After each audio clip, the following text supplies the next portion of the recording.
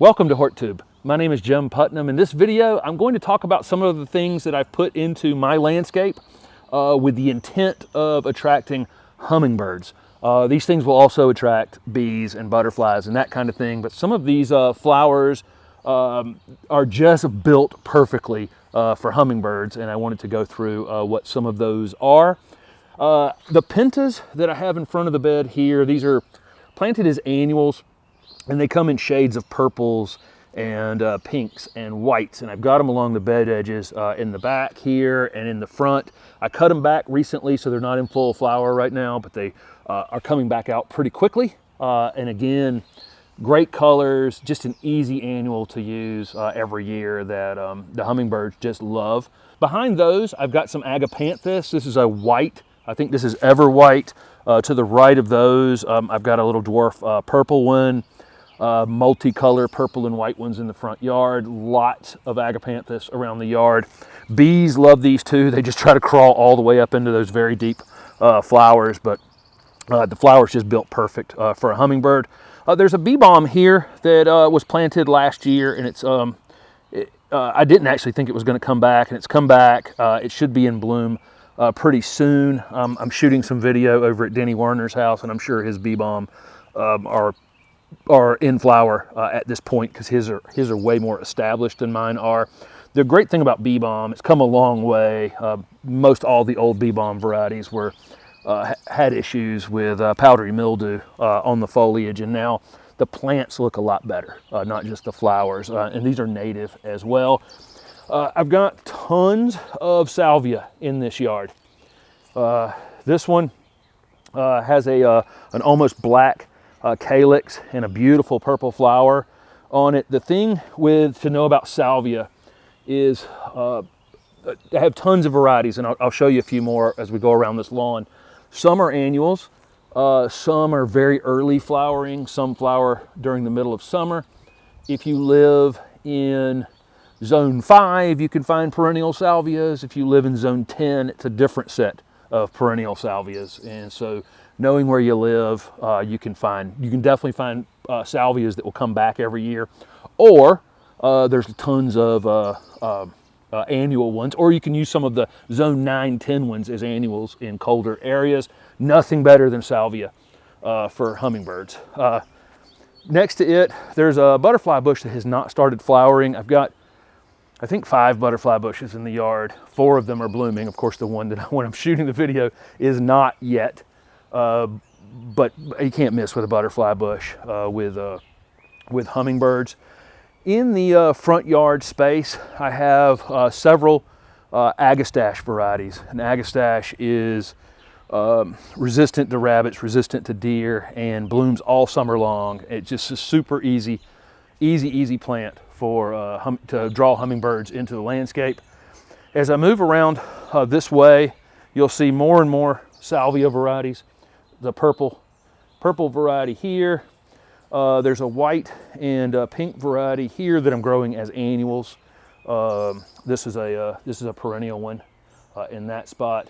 Behind it, beautiful agapanthus, and again, just absolutely perfect choice for hummingbirds.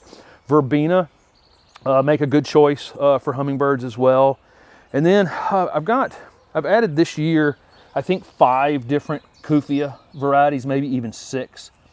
Cuphea has this, little narrow flower, just perfect for hummingbirds. Got a few weeds in here. These will end up maybe 14, 15, maybe even 18 inches high over the course of the summer. And Cuphea is just a hummingbird magnet. I'll show you a few more in just a minute.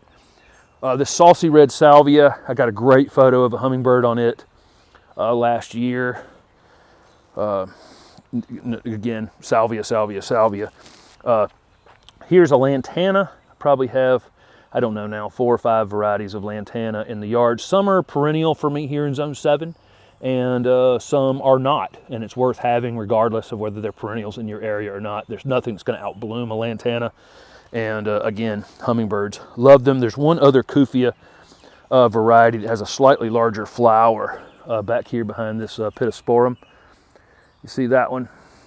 Again, you can almost tell by the shape of a flower what it's trying to attract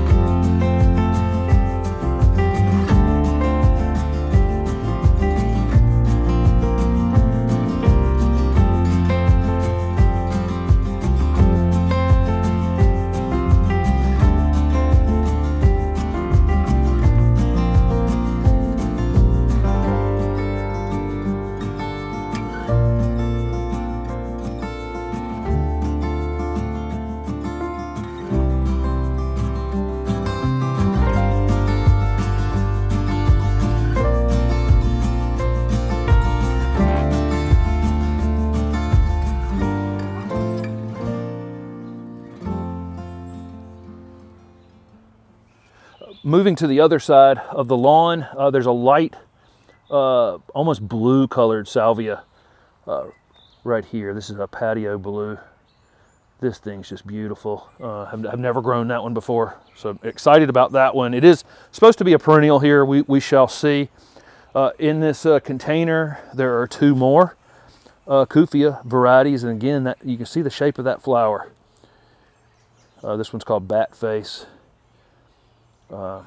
And this one is called Sriracha Rose. Great looking plant. Moving this way, there's a few more of those Sriracha Rose Cuphea in that container.